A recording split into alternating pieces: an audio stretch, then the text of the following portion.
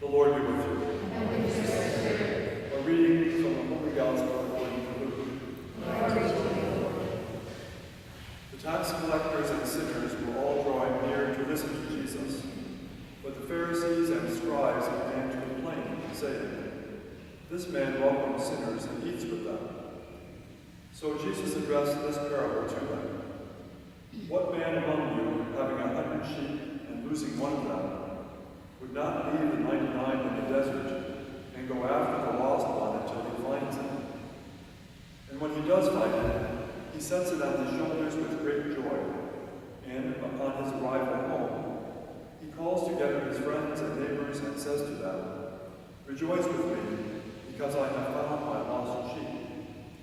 I tell you, in just the same way, there will be more joy in heaven over one sinner who repents than over 99 righteous people who have no need of repentance.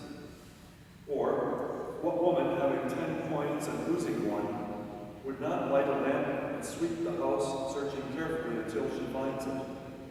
And when she does find it, she calls together her friends and neighbors and says to them, 'Rejoice with me, because I have found the coin that I lost.'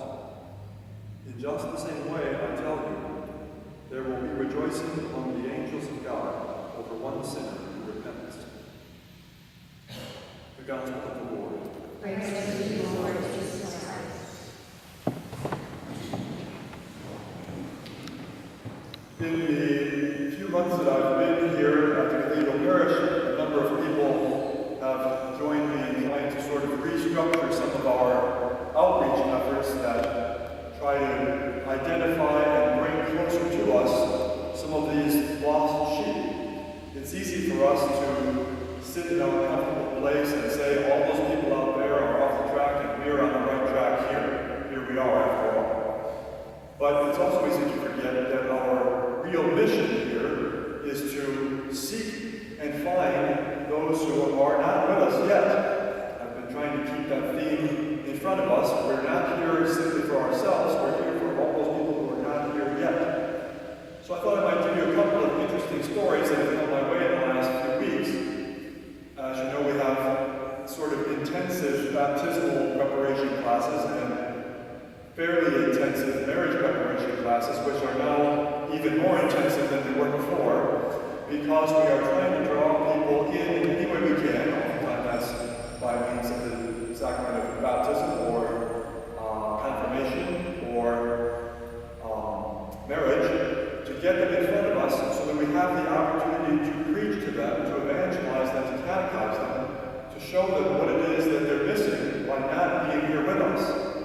So just recently, one of our deacons was preparing a group of 3 couples for the children to be baptized, and as is often the case, some of the parents were not married to one another, and so he spent at least one evening talking to them about matrimony and the purpose of matrimony and the benefits of the sacrament of matrimony.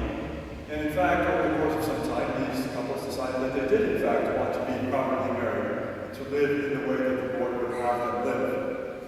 And we have recently changed the marriage preparation plan so that people will come to us over a more extended period of time on a regular basis so that we can get them into the habit of practicing faith, coming to Mass, confessing their sins, etc. So exactly what the Lord is talking about here, going after the lost sheep or going after the lost coin, is our real mission here. We are not here to sit around and feel good about ourselves and be comfortable. We are here to seek out people who are not here yet.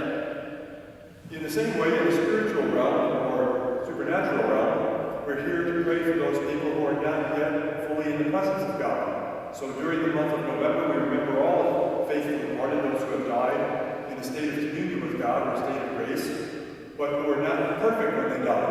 That will probably include you and me too. And so the Church has always, from time immemorial, particularly during the month of November, prayed for all those who have gone before us, who can no longer help themselves, but rely on us, the Church militant, and the Church triumphant, God and the saints in heaven, to pray for them. So in a particular way this month, we remember all